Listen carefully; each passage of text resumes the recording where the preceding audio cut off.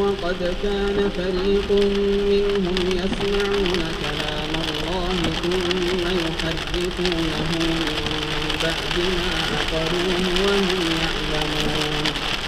وإذا لقوا الذين آمنوا قالوا آمنا وإذا خلا بعضهم إلى بعض قالوا أتحدثونهم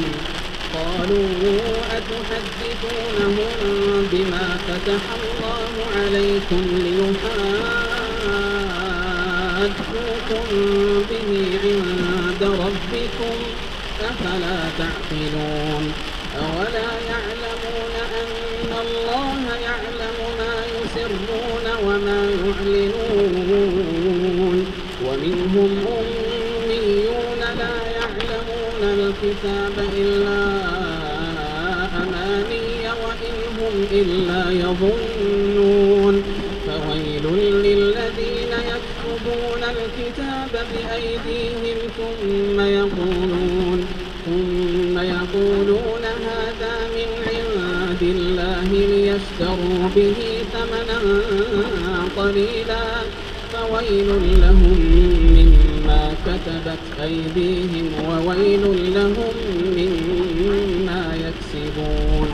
وقالوا لن تمسنا النار إلا أياما معدودة قل أتخذتم عند الله عهدا فلن يخلف الله عهده أم تقولون على الله ما لا تعلمون.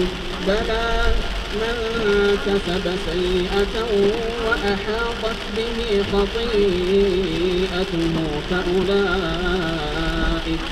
فأولئك أصحاب النار هم فيها خالدون. والذين آمنوا وعملوا الصالحات أولئك أصحاب الجنة هم فيها خالدون. وإذ أخذنا ميثاق بني إسرائيل لا تعبدون إلا الله وبالوالدين إحسانا وذي القربى واليتامى والمساكين وقولوا للناس حسنا وأقيموا الصلاة وآتوا الزكاة ثم توليتم إلا قليلا منكم وأنتم معرضون.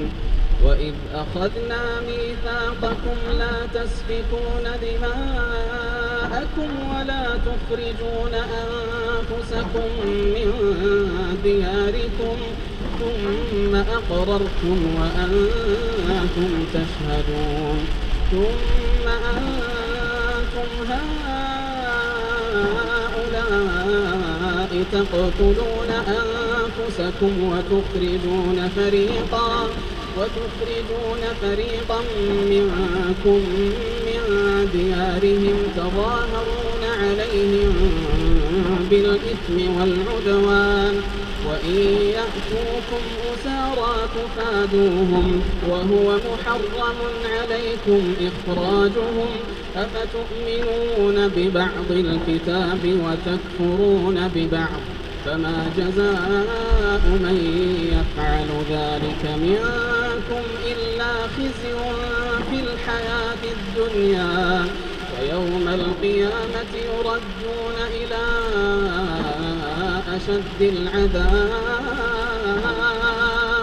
وما الله بغافل عما تعملون. أولئك